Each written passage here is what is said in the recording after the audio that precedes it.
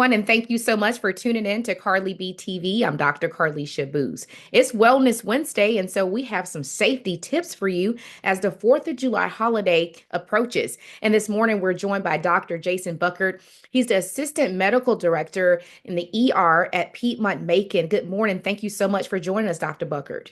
Absolutely. Thank you for having me, Carly.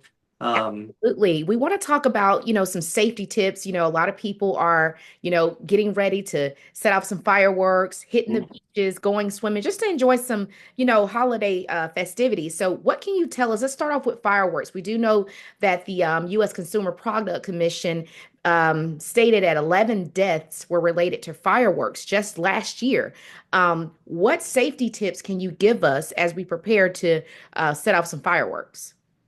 yeah, and it's not even just deaths that we're talking about. There's a far greater number of injuries related to fireworks that we see every year. I think it was in the range of about 15,000 last year. And so that's mostly what we're talking about. Of course, we don't want anyone to die either, but Right. injuries are far more common. And what we see in the ER mostly are minor burns to various parts of the body, but the injuries that tend to be more serious usually involve the hands or the eyes. And that's, due to people pointing the firework the wrong way or possibly holding something too long after they've lit it. So definitely important to, if you're going to light fireworks, kind of plan how you're going to light them, prepare your kind of staging area, make sure you give yourself plenty of time to back away from the fireworks. Do your best, obviously, not to launch anything toward anyone else, toward yourself, or look directly at any of your fireworks. I think those are some good starting points. Okay. Now, Dr. Buckert, I know we've talked about some of those injuries. Can you elaborate on, just what are some of the severe injuries that you've seen in the ER? Yeah, absolutely. So, the types of fireworks that cause the most severe injuries tend to be your more explosive type fireworks, things like your M60s or M1000s. People are probably familiar with. People will often light those and toss them, and sometimes the fuse goes a little bit quicker, I think, than people anticipate. We also see, and so those usually result in hand injuries. That's one of the more common culprits there. And the damage can vary quite a bit. You can see, people do tend to lose fingers sometimes. It can be minor burns on the hand as well, which can cause scarring of the hands and limited function, things like that.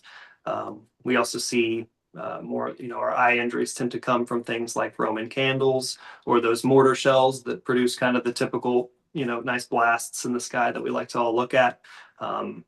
So with the Roman candles, I think the safety is pretty straightforward. You make sure that you hold the end that you're lighting away from you and don't point it at anyone else, especially the face. Right. Um, and then with the mortars, what will often happen is somebody will put one in, light it, and it either, it may not go off or they'll think that it hasn't gone off and they look down in the tube and then it, kind of shoots up into their face and may explode there. Or the tube tips over and fires into a crowd or something like that. So just make sure that you have those tubes, those uh, mortar tubes well anchored so that they do, launch in the direction that you intend and not back at yourself. Okay. Do you see a lot of these injuries in children or older adults, or just a mixture? It's honestly a mixture. I would say it's more kind of adolescent to adults, and definitely much more likely to be men. I think we're a little bit more less careful with these sorts of things, and a little bit more, uh, you know, I guess willing to take take risks and do things that are a little less on the safe side. So we definitely see a lot more injuries in males. Okay. Now let's just dive into swimming. Drowning happens often, unfortunately, during the holidays when, kids, I've seen, and I'm not an expert at that, but I've seen as a reporter where a lot of kids have drowned in these lakes, Yeah. even at recreation pools. Can you just give us a few tips on what they can do to stay safe? Yeah, so obviously this is a big weekend for boating, for being out on the lake or out on the water in your backyard pool or your community pool. So what that often and it's a good weekend to let loose and have fun and celebrate America. So we know people are going to be making a lot of food, consuming alcohol. So I think just being in control of yourself, being aware of, if you're consuming alcohol, being aware of your surroundings. If you're a parent and you're consuming alcohol, just making sure that you're, staying in a state of mind where you can keep an eye on your kids. But the big things, public pools are going to be more crowded. So that always increases the likelihood that, there may be a child that goes under the water that's not able to be seen by a lifeguard or even by a parent that's watching their child. So be mindful of that. If you've got kids that are not good swimmers, maybe be in the water with them, or just keep them close to the side in an area where you can easily see them or get to them if they do become in distress. Okay. And same thing kind of when you're out in the lake. Oftentimes people are boating under the influence, and we see a big uptick in arrests and tickets issued for boating under the influence around this time of year, and especially this weekend coming up. And so really, just like you're driving a motor vehicle, it's very unsafe to be boating under the influence as well. So that's something that people really should be mindful of. You should have a designated driver for boating activities as well. Okay.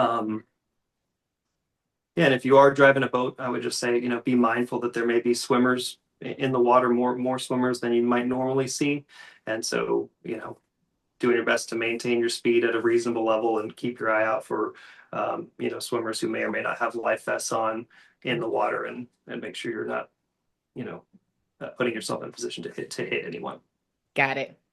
All right. Well, thank you so much, Dr. Buckert, for just sharing this information. And I know that this is always good to have these reminders, especially as we get ready to celebrate the holidays. So thank you so much for coming on the show. Absolutely. My pleasure. Thank you for having me. It's What's Happening Weekend on KBTV. And this your boy, Country Wayne. Hey, everybody, this is Tamala Man, and I'm rolling with Carly B TV. Hey, everybody, my girl Tamar Braxton, all the way live on Carly B TV. Yours truly, Atlanta's own MC Life, and I want to let you know I'm all the way live with Carly B TV. That way, the long way. I'm always Carly B TV. Peace up and A-Town down. Yo, this Henry Wells, the most feared man in comedy. Street T, all the way live on Carly B TV. I'm here, baby. Check them out.